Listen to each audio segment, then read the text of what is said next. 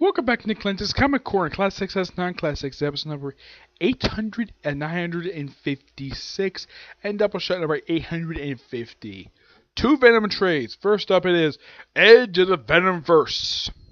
With this trade, collects the entire Edge of the Venomverse miniseries, which lasted 5 issues, and the Venomverse War Stories one-shot. Now, this book does something common with Edge of Spider-Verse. It's just a series of one-shot issues that introduce new characters, well, new versions of the same character. But this one is basically Venomized versions of known characters. Yes, the first story is one featuring Laura, aka Wolverine. Now, you're probably thinking, okay, Wolverine. Okay, this is Laura McKinley, the daughter of Wolverine. Is it written by Chris Yost Craig Kyle? Nope. Is it written by Tom Taylor? Nope. It's written by Matthew Rosenberg. Yep. That is who the book is written. That's what the issue is written by. Yep. And you have Ron Bosley as the artist. Now, issue 2 is basically Gwenpool. This one is definitely written by the writer of Gwenpool, Chris Hastings. Yep. And then you have issue 3, which I believe this one is about Old Man Logan, if I'm not mistaken. Let me take a look at this. No, this one is actually about the Robert Reyes Ghost Rider. Yes, a Venomized version of him. Yeah, that's the cover for it. Yeah, this one's done by Cy Spurrier. Yep, a really good writer.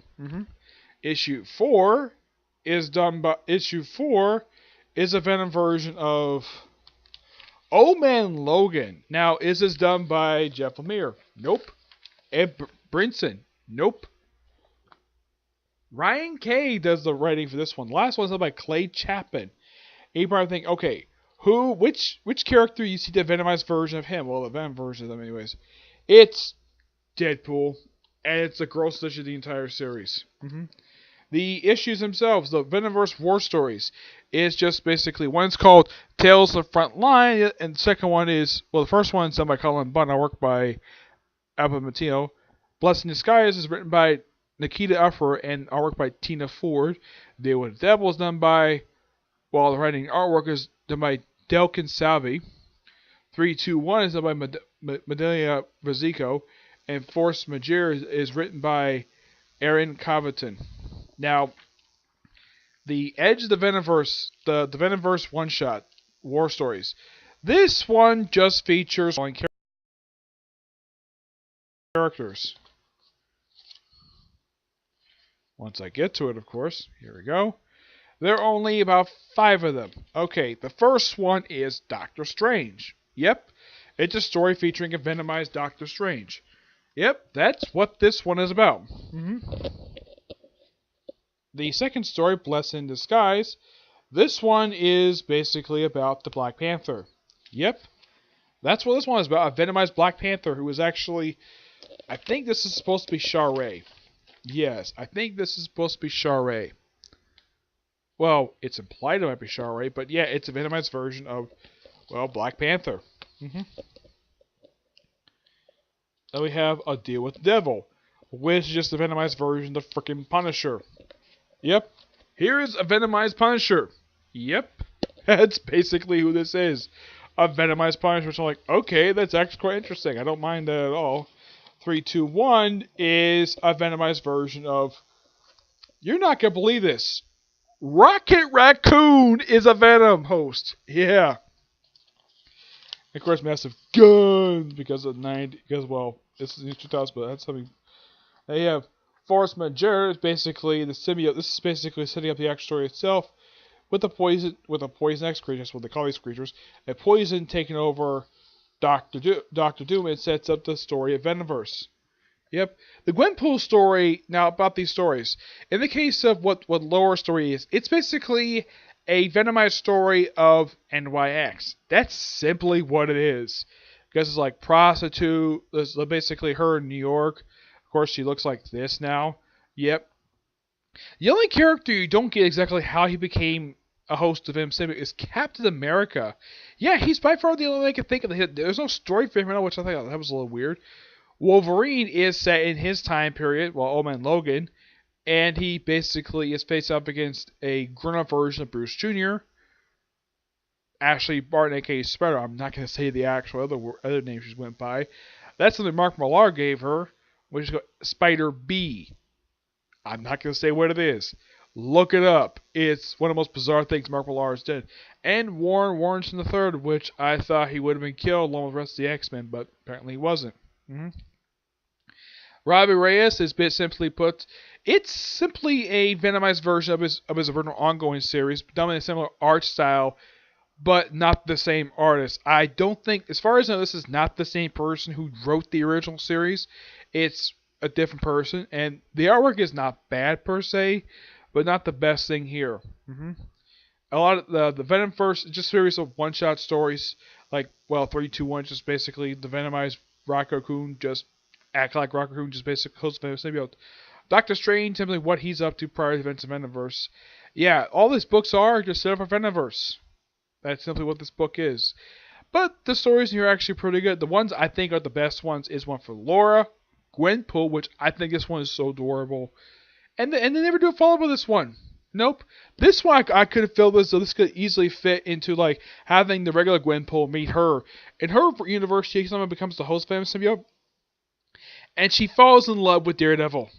Yep. And her symbiote's like, okay, kill your terrible boss, but protect the cute lawyer. That is what the symbiote says. Symbiote talks to her, which the way he talks to her is so bizarre. Probably because she's fourth wall breaker, and at least she has the same outfit. The Deadpool one is by far the most, like, Deadpool becoming a host famous symbiote, okay, fine. Bunn has done that with Deadpool Back in Black. But the story itself was absolutely disgusting. But the story is not done by Colin Bunn. Nope, it's done by Clay Chapin. Yep. Though I gotta admit, though, the book that has the worst artwork is probably going to be the Old Man Logan story. The artwork in here is just kind of bad. I don't really like it at all. I'm not really a big fan of it. I give this book roughly 9 out of 10. It's not bad, sir, to Venomverse. And speaking of Venomverse, here it is. Oh, I forgot to mention the price tag for these. Okay, Edge of Venomverse. This was $17.99. You know how much this is?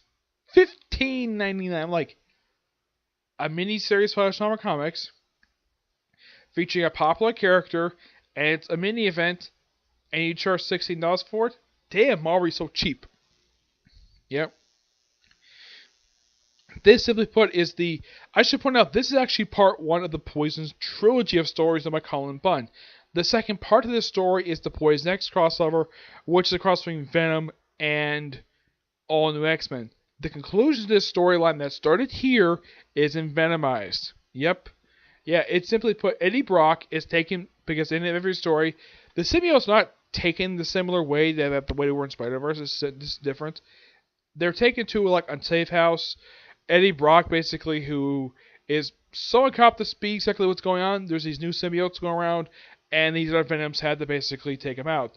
There's actually an alternate version of Spider-Man who basically kept the symbiote so they could get rid of it.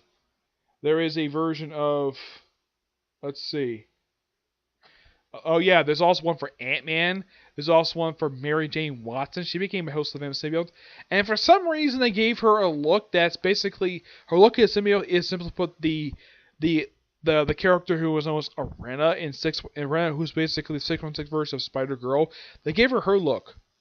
Probably because of both redheads. The difference is Mary Jane Watson is white and Arena is Hispanic. Yep. And plus we have Carnage, who shows up issue 3. His appearance in this series is completely at random. It's like, oh, let's just throw in Carnage for some strange reason and have him look almost completely different than he's normally depicted. Well, he's got black in his jawline, which that was not there before. Normally he's like all red. There's like no black on him, and yet they have his jawline being black. Yeah, this by far was one of the most jarring things about the story.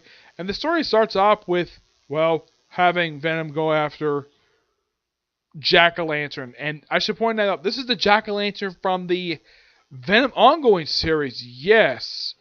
You can tell by looking at him because of his disfigured face. Yeah, because he's got like a terrible looking face. He's missing teeth. Yeah. This is the Jack-O-Lantern who was called by Rick Remender.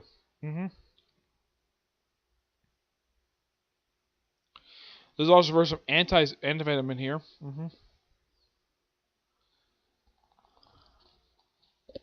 And of course, the way Deadpool is, he's so freaking crazy. Let's see if I can find him here. Yeah, because when... Here he is. Here's Carnage. In a slightly updated look. I mean, this apparently is Carnage. This apparently is Cletus Cassidy. Which, okay, apparently in story, this is Eddie Brock's idea. He's like, okay, I know you like killing people, and I have people I want you to kill. And he's like, okay, but will I kill you first? Okay, fine. It's Colin Bunn. That is actually the whole thing of that. I like the fact that like Colin Bunn poked fun at the fact that Cletus Cassidy is a murderer. So okay, have him brought in just to kill a bunch of poisons. Yep. And at the end of the story, which sets up basically the Poison X crossover, all the Venoms go home, and you never hear from these characters ever again. Now, in case you're wondering, is there any deaths in this story? Yes. One. I think they kill up the Venomized version of Ant-Man. That's it. There's no major death in this story aside from that. Yeah, it's a good story. I got appreciate Colin Bunn doing a great job with this thing. And this is the first time he's actually done anything with Venom since the Venom ongoing series, well, the one he had, ended back in 2013. So at the time this came out, which was, I believe, was 2017 this came out, right? Yeah, when this came out in 2017, it had been a good 4 years since he wrote Venom, and I gotta hand it to this particular series. He did not lose a step, but this is probably the first time he wrote the Eddie Brock version of Venom. Not the first time he wrote Eddie Brock himself. He did write him in that third arc. In the first arc he did when he had Flash Thompson moved to Philadelphia. He had Venom. He had Eddie Brock show up, though he was toxic at that point. But yeah, not the first time he wrote Eddie Brock, but my guess is he didn't have much of a choice. Plus, he did feature an alternate version of Flash Thompson, who still has a symbiote, though this character does virtually nothing in the story. Yeah, my guess is Colin Bunn probably had the art story in because he probably misses writing Flash Thompson Venom. But he has no choice about the Eddie Brock Venom. Yeah, but this storyline is really good. I like it. This book a 9.5 out of 10. I mean, yes, my friend Timmy didn't like the story very much because it didn't have a proper conclusion to it, though it does lead into Poison X crossover, which came out not long after this. Yeah, it was like almost immediately after this. That was next story that came after this, and it was a crossover between Venom and All in All, which I had reviewed, checked out my thoughts on a particular crossover. Now, pretty much for this particular thing comes to Colin Bunn. Aside from this event, and of course Venomized, the only thing I have left for review for his run for Venom is, well, his stuff he wrote for Venom is, well, his run for the Venom ongoing series. Though yes, I have reviewed Venom Back in Black, which basically has, well, in that storyline where Deadpool becomes a host of Venom symbiotes for a brief period of time, though it's basically very 80s in the way that Colin Bunn wrote it. Because Colin Bunn writes a majority of all Deadpool miniseries that come out in the last 10 years. But yeah, that's really it for this particular review. I have 2 more videos coming today. Like I said, a few news chapter Gintama and One Punch Man. Okay. But I'll decide basically myself which one to do first. You'll find out what it is when I put the video up, okay? See you there. Bye.